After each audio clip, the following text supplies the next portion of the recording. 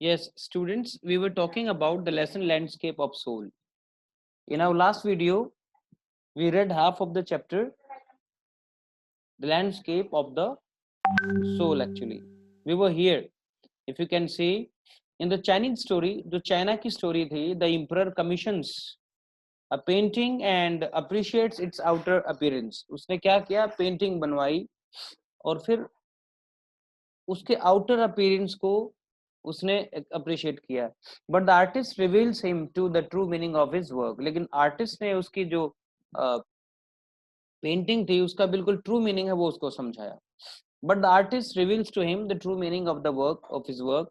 The emperor may rule over the territory he has conquered but only the artist knows the way within. यानी वो कहता है कि अगर कोई राजा होगा तो वो राज कर सकता है ऐसी एरिया पे जिसको उसने जीता हुआ है. लेकिन पेंटिंग की समझ तो एक पेंटर को ही हो सकती है. यानी यानी पॉइंट ये है कि king is expert in his own job and a painter is expert in his own job. तो पेंटर का काम जो है, पेंटर जो करना चाहता है उसको राजा नहीं समझ सकता है. इसलिए उसने उसको कहा था कि let me show the way. उसने कहा था चलो मैं आपको रास्ता दिखाता हूँ राजा को. द डाओ एक वर्ड है that means both the path and the method. दाओ जो वर्ड है चाइनीज, इसके दो मीनिंग होते हैं. एक का मीनिंग होता है रास्ता यानी पाथ और एक का मतलब है तरीका यानी method. And the mysterious works of the universe. The painting is gone. वो पेंटिंग तो नहीं रही अब जो पेंटिंग उस समय बनाई गई थी. But the artist has reached his goal. Artist अपने लक्ष्य तक, अपने गोल तक पहुंच गया बियॉन्ड एनी मटेरियल अपीयरेंस. यानी पेंटर ने वो चीजें इसलिए नहीं बनाई थी कि उसकी जो मटेरियल चीजें हैं, उससे रिलेटेड जो हम कह सकते हैं भौतिक चीजें हैं या जो दिखती हैं, केवल केवल उसको लोग ब्यूटी समझे. उसने पेंटिंग बनाई थी कि पेंटर क्या बताना चाहता है. Means what was the vision of the painter, ये राजा समझे. ये शायद वो राजा नहीं समझ पाया लेकिन पेंटर को तो पता ही था. इसलिए the painter entered the painting actually and he reached his goal. यानी वो he was successful in his goal actually. Next है a classical Chinese landscape is not meant to reproduce an actual view. यानी Chinese landscape, Chinese जो painting है वो reproduce करने के लिए नहीं बनी है. यानी कि एज इट इज वैसी पिक्चर नहीं बनानी है. As would a western figurative painting. Western की जो पेंटिंग्स है वो फिगरेटिव पेंटिंग्स होती हैं. उसके अंदर वो किसी भी चीज को जब बनाते हैं तो उसके अंदर लाइकनेस देखी जाती है. सपोज उन्होंने किसी बिल्डिंग की अगर पेंटिंग बनाई है तो वो ये समझते हैं कि मैंने बिल्डिंग बनाई है और इसको देखो एज ए बिल्डिंग, इस पिक्चर को समझो. यानी वो उसमें फिगर है, फिगरेटिव है. चाइनीज आर्ट की तरह नहीं है, उसमें केवल आउटर ब्यूटी है वेस्टर्न पेंटिंग के अंदर.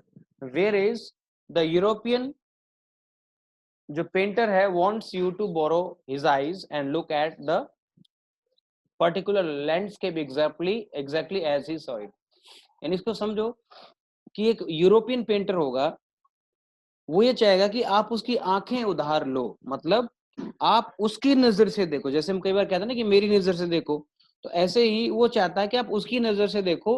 वो उसने जैसी पेंटिंग बनाई थी, जिस तरीके से पेंटर देखना चाहता है उस तरीके से देखो. यानी वो आउटर अपीयरेंस की बात उसमें ज्यादा होती है, इल्यूजनिस्टिक लाइकनेस की बात उसमें ज्यादा होती है फ्रॉम अ स्पेसिफिक एंगल. यानी यूरोपियन पेंटर किसी भी पेंटिंग को एक स्पेसिफिक एंगल से देखने के लिए कहता है कि इधर से देखो या इस वे से देखो.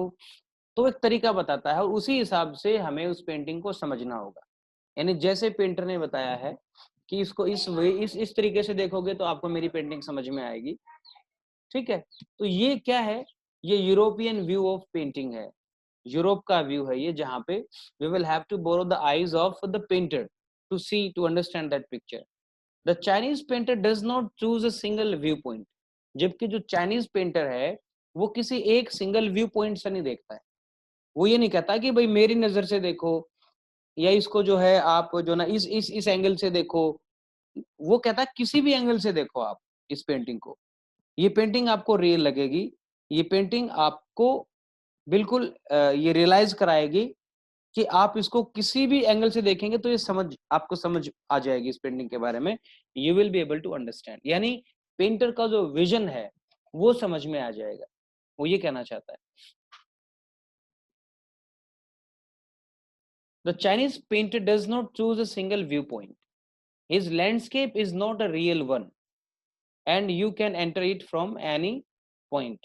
उसका जो लैंडस्केप है वो एक तरीके से रियल वन नहीं है, यानी जैसे रियल में दिखने की तरह नहीं है, आप उसको एंटर कर सकते हो कहीं से भी, यानी किसी भी एंगल से आप उस पेंटिंग को देखोगे, उस पेंटिंग को आप समझ सकते हो, उस पेंटिंग को एंटर कर सकते हो। यानी कहने का मतलब ये है कि चाइनीज व्यू ऑफ आर्ट को समझने के लिए आपको पेंटर के माइंड में एंटर करना पड़ेगा, उसकी आंखें उधार नहीं लेनी पड़ेगी। यानी जैसे यूरोप के पेंटर की नजर से आपको देखना पड़ेगा, आपको उनके अनुसार समझना पड़ेगा, यहाँ पे आपको एंटर करना है माइंड, ताकि उस पेंटर का जो विजन है जो कि मटेरियलिस्टिक लाइफ से अलग है, यानी उसने जो चीजें बनाई हैं, उसने माउंटेन्स बना दिए, उसने फॉरेस्ट बना दिए, वो ये नहीं कहता कि तुम केवल फॉरेस्ट की ही प्रशंसा करो, वो कहता कि फॉरेस्ट के अंदर जो चीजें होती हैं उस चीज को भी समझो। जैसे उसने इम्परर से कहा था कि इसमें एक गुफा है, केव है, और केव के अंदर एक सोल है, सोल तो राजा को दिख नहीं रही थी, वो विजन किसका था? वो विजन तो पेंटर का था। यानी पेंटर केवल चीजों जो बना रखी हैं, जो उसने पेंट कर रखी हैं, केवल उन चीजों की ही एक तरीके से प्रेज करना, उन्हीं को देखना, ये चाइनीज पेंटिंग नहीं है। चाइनीज पेंटिंग का मतलब है कि आप उस पॉइंट ऑफ उस पेंटिंग के अंदर जाके समझो, उसके एक जो एब्स्ट्रैक्ट एस्पेक्ट होता है उसका, जो न दिखता है और न जिसे हम टच कर सकते हैं, है ना, जो बिल्कुल हम ये कह सकते हैं कि इन इनविजिबल फॉर्म में होता है, उसको भी हमें समझना चाहिए, और यही वो राजा को समझाना चाहता। This is the this is the more true, this is कहाँ गया वो, ये रहा,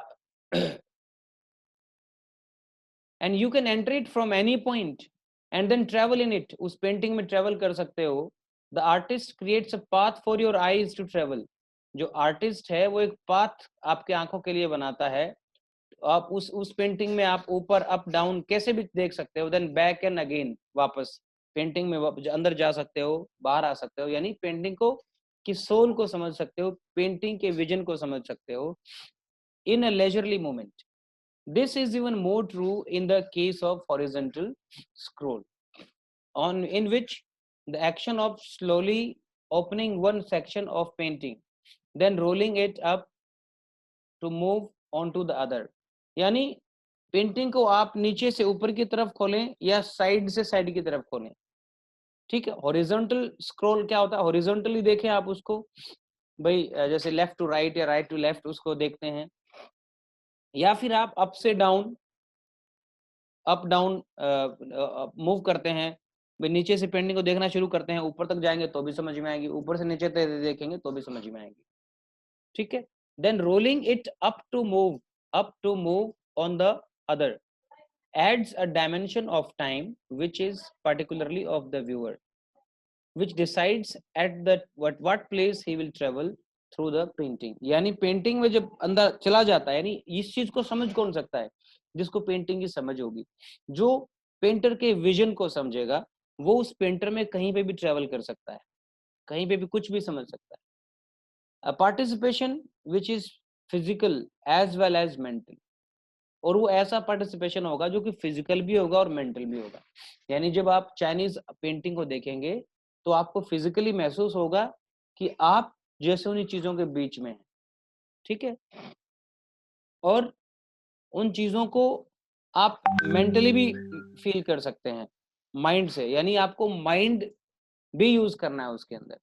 पॉइंट ये है कि चाइनीज आर्ट को आप समझेंगे तो आप उसके जो एक मटेरियलिस्टिक उसकी जो वैल्यू होती है, यानी जो चीजें दिख रही हैं उसके पार भी आपको कुछ दिखता है, पेंटिंग का विजन दिखता है, उसने कैसे सुंदर पेंटिंग बनाई।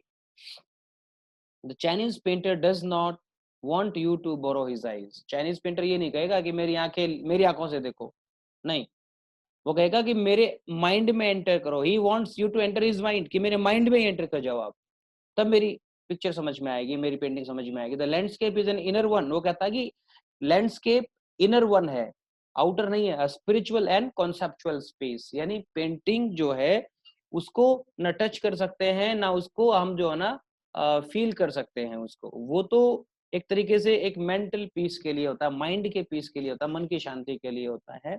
उसके कॉन्सेप्ट को समझना होता है कि उस पेंटिंग का कॉन्सेप्ट क्या है, उस पेंटिंग में क्या छपा है, इसके पीछे नहीं जाएंगे, उस पेंटिंग के पीछे के कॉन्सेप्ट को समझेंगे। ठीक है, जैसे अगर एक भूखे बच्चे का फोटो जो कि सफरिंग फ्रॉम मेल न्यूट्रिशन, जिसको भूखमरी कहते हैं, उसका फोटो छाप दिया जाए, तो दो तरह के लोग होंगे।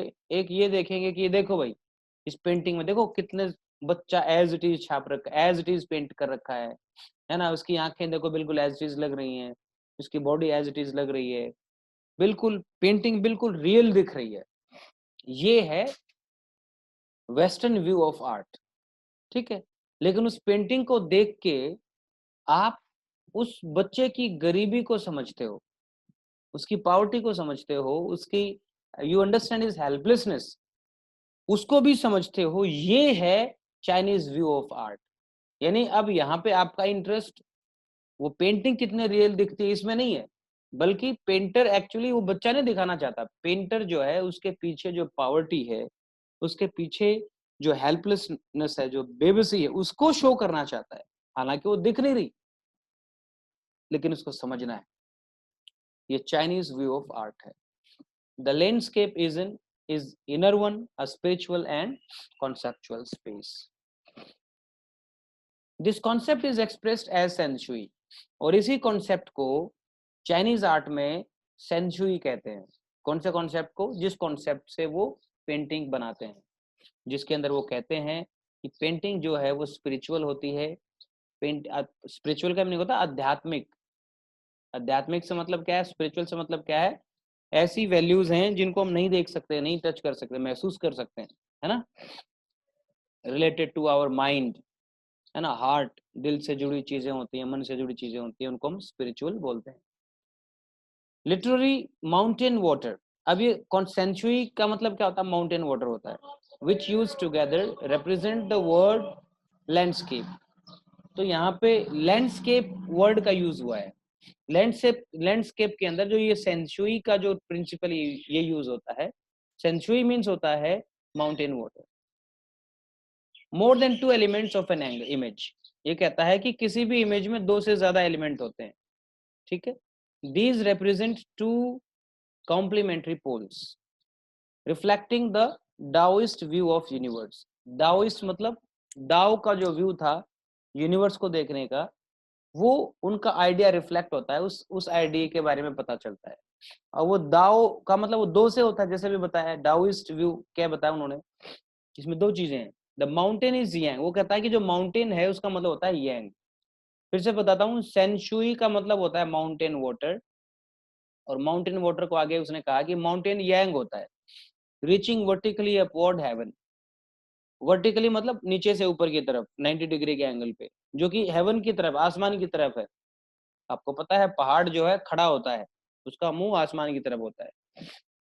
वो स्टेबल होता है, वार्म होता है, ड्राई होता है सन के अंदर, जबकि जो वाटर होता है वो यिन होता है ना, यांग यिन। वाटर का मतलब क्या बोला उन्होंने? यिन, जो कि हॉरिजॉन्टल यानी कि पड़ी अवस्था में होता है ना। हॉरिजॉन्टल, वर्टिकल 90 डिग्री के हिसाब से खड़ी अवस्था में होता है, तो जो हॉरिजॉन्टल है वो पड़ी अवस्था में होता है। कब तक पानी जो है वो हॉरिजॉन्टल होता है and resting on the earth, जो कि अर्थ के ऊपर रेस्ट कर रहा है। फ्लूइड है उसके अंदर, मॉइस्चर है, पानी है, वो मोइस्ट है, कूल है, यानी पानी कूल होता है। The interaction of yin, the receptive feminine aspect of universe energy, यानी वो ये कहना चाहता है कि जब इंटरेक्शन होता है तो यिन जो है वो फेमिनिन एस्पेक्ट ऑफ यूनिवर्स है। फेमिनिन मतलब वीमेन, वीमेन से रिलेटेड है वो। And it's counter part Yang, active and masculine. जैसे हमने पढ़ा था स्त्रीलिंग और पुल्लिंग हिंदी में भी पढ़ा था हमने, मैस्कुलिन और फेमिनिन। तो वाटर को उसने कहा है फेमिनिन है, क्योंकि वो that is in horizontal position, पड़ी अवस्था में है, जो कि रिसीव करने की अवस्था में है, जो कि शांत है, ठीक है। जबकि जो माउंटेन होता है वो वर्टिकल होता है, वो यांग है, वो मैस्कुलिन है, क्योंकि वो एक्टिव है और हार्ड है एंड खड़ी अवस्था में है, तो that is masculine. Is of course a fundamental notion of Daoism, यानी डाओइज्म का जो फंडामेंटल नोशन यानी प्रिंसिपल है, फंडामेंटल जो कॉन्सेप्ट है वो क्या है कि दो ही चीजें हैं, एक तो यांग है और एक यिन है, ठीक है। सेंशुई का जो प्रिंसिपल बताया उन्होंने, उसका मतलब माउंटेन वाटर होता है, ठीक है। माउंटेन को हम यांग कह सकते हैं, यांग का मतलब होता है वर्टिकल यानी आदमी की तरह, मैन की तरह, ठीक है। वाटर का मतलब उसने यिन से लिया है, यिन का मतलब होता है वुमेन की तरह, ठीक है।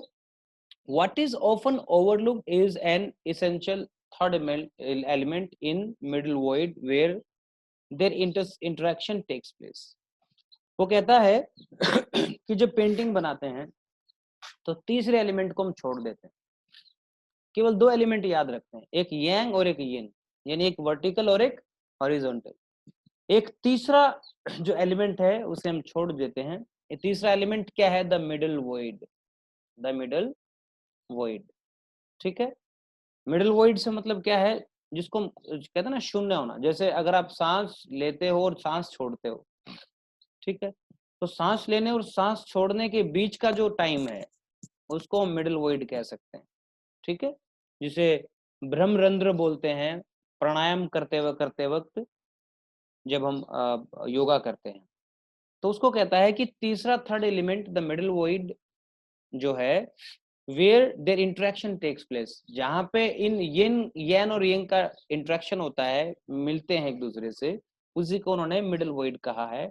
This can be compared with the yogic practice of pranayama. इसको आप ऐसे समझ सकते हो कि प्राणायाम से आप इसको कनेक्ट कर सकते हो, कंपेयर कर सकते हो।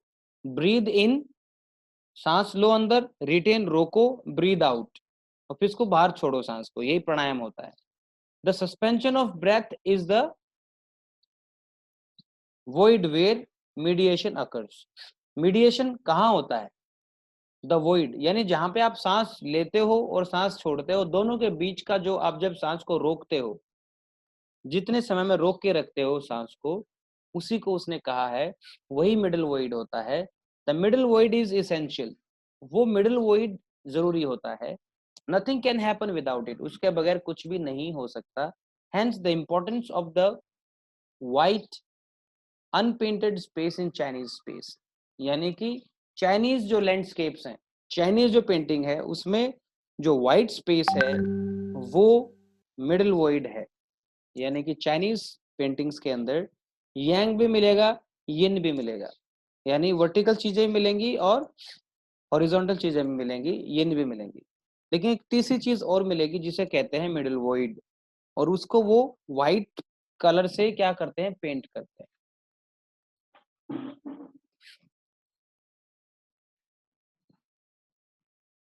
This is also where man finds a fundamental rule. In that space between heaven and earth, he becomes the conduit of communication between both poles in the universe। यानी जब ऐसी अवस्था में एक आदमी आ जाता है, यानी अगर हम योगा की बात करते हैं, जब वो मिडिल वॉइड में आ जाता है, प्राणायाम करते हैं मिडिल वॉइड में, तो ये जो सांस लेने और सांस छोड़ने का समय है, in that space between heaven and earth, ये एक तरीके से हेवन और अर्थ के बीच का स्पेस है। He becomes the conduit of communication between both poles of the universe। और जो यूनिवर्स के साउथ पोल नॉर्थ पोल हैं, दोनों हिस्सों के बीच में कम्युनिकेशन का काम होता है। यानी वो ये कहना चाहता है कि हम अपने आप को जब प्राणायाम करते हैं, जब सांस छोड़ते हैं, सांस को रोकते हैं, मेडिटेशन करते हैं, वो हमें कनेक्ट करता है यूनिवर्स से, हमारी वैल्यूज से हमें कनेक्ट करता है, वो सही मायने में मेडिटेशन होता है, ठीक है। तो वो यही कहता है कि ये कम्युनिकेशन होता है between both poles, poles universe, यानी दुनिया के यूनिवर्स के जो विश्व का जो है उसके जो दोनों पोल हैं, अर्थ के दोनों पोल हैं, उसके बीच में कम्युनिकेशन तभी हो पाता है। यानी वो कितने भी दूर क्यों ना उसको महसूस कर सकते हैं। कब महसूस कर सकते हैं? जब हम मेडिटेट करते हैं। और मेडिटेशन का मतलब सांस लेना और सांस छोड़ना नहीं है, बीच का जो हिस्सा है उसको मेडिटेशन बोलते हैं। हिज प्रेजेंस इज एसेंशियल, उसकी प्रेजेंस एसेंशियल है, मिडिल वॉइड की presence essential, even if it's only suggested, far from being lost or oppressed by the lofty peaks. He is in Francois Cheng's wonderful expression. ये Francois Cheng was a person जिन्होंने कहा कि ये आई of the landscape है। आई of the landscape का मतलब क्या है कि लैंडस्केप की आंख, यानी मेन जो चीज है वो मिडिल वॉइड होती है। तो ये थोड़ा सा इसकी लैंग्वेज टफ है स्टूडेंट, इसको 2-3 बार आप रीड करोगे तो you will be able to understand it properly. ठीक है, यानी उस मिडिल वॉइड को ही फ्रैंकोइस चैंग ने क्या कहा? The I of the landscape. क्या कहा? The I of the landscape. तो आई होप आपकी ये समझ में आई होगी चीज। नेक्स्ट इसमें आपको एक चीज और मिलेगी, getting inside outside out, getting inside outside out. ये ऊपर का जो लेसन है ये एक पार्ट है। Except from landscape of soul, ये किताब लिखी थी ethics and spirituality in Chinese. Book का नाम है, ठीक है, पेंटिंग स्लाइटली एडिटेड, इसको एडिट किया हुआ है थोड़ा सा। नाउ आगे वो एक चीज और बात होती है इस लेसन के अंदर। आउटसाइड आर्ट का मतलब क्या होता है? आउटसाइड आर्ट होती है ब्रूट आर्ट, रो आर्ट, कच्ची आर्ट, जिसे वो आदमी बनाते हैं जिनको हम आर्टिस्ट नहीं मानते, जिन्होंने कोई प्रॉपर ट्रेनिंग नहीं ली। ठीक है, तो ऐसे आर्ट की बात हो रही है।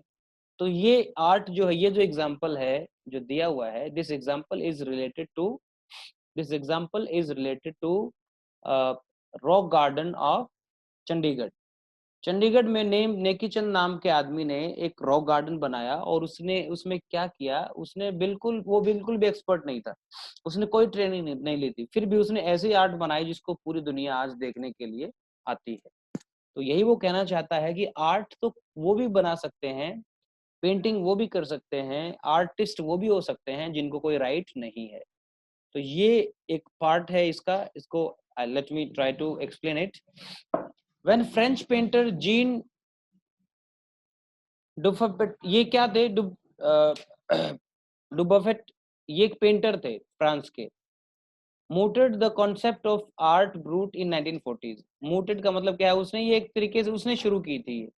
इस आदमी ने, जीन डुबफेट ने आर्ट ब्रूट यानी कच्ची आर्ट शुरू की थी 1940 के आसपास, फेमस हुई थी। The art of the untrained visionary was of minority interest. और ये जो आर्ट थी ना, जो कि अनट्रेन्ड लोगों की आर्ट थी, अनट्रेन्ड विजनरी मतलब अनट्रेन्ड जो लोग होते हैं जिनको हम ये कह सकते हैं आर्टिस्ट नहीं है, ठीक है, was of minority interest. Minority interest मतलब बहुत कम लोगों को इंटरेस्ट था इसके अंदर, है ना, यानी जिसको पेंटिंग नहीं आती उसकी पेंटिंग देखने में बहुत कम लोगों को इंटरेस्ट होगा। From its almost weld beginnings, इसकी जो बिगनिंग हुई वो बड़ी वेल्ड हुई, यानी पर्दे के पीछे इसकी बिगनिंग हुई।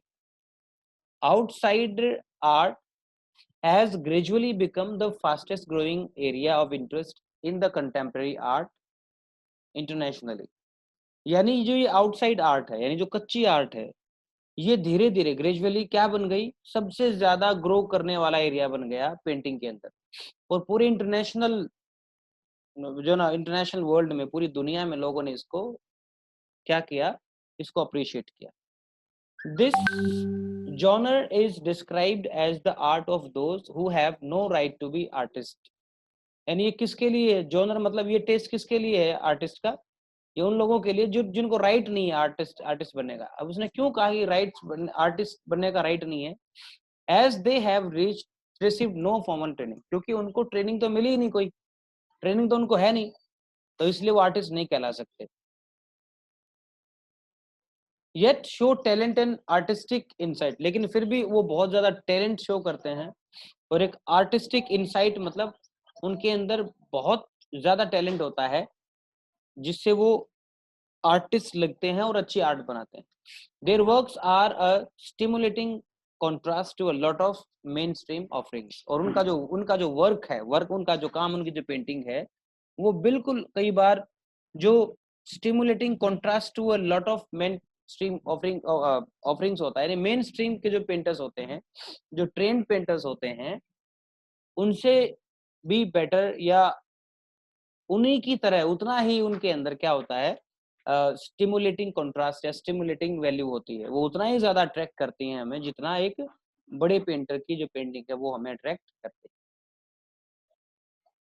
है। सो स्टूडेंट दिस वाज, अब मैं आपको अनम्यूट करूंगा, if you have any problem you will tell me. इसका थोड़ा सा पार्ट बाकी है जिसको in next video we will be able to do, but now it is time to take the doubts actually. Now there should be some doubts.